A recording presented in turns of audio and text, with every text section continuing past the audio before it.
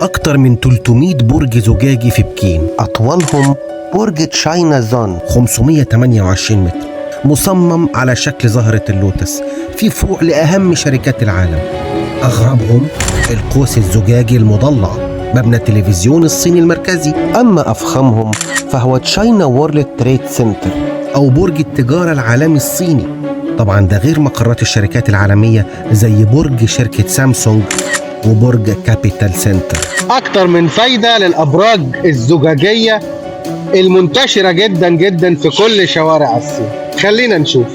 أولا تخفيف الوزن، الإزاز خفيف لو قارناه بالخرسانة. ثانيا توفير الكهرباء، لأن دخول ضوء الشمس هيوفر نص فاتورة الإضاءة. ثالثا العزل الحراري من أشعة الشمس الضارة ومن برودة الشتاء.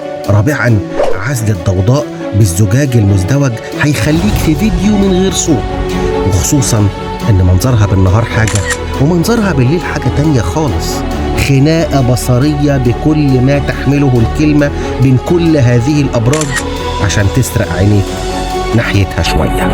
ويفضل أهم استخدام للأبراج الزجاجية إنها بتبقى لوحات مضيئة زي كده، متحف مفتوح، غير اللي في الصبح خالص. الصبح شيء والليل حاجة تانية خالص.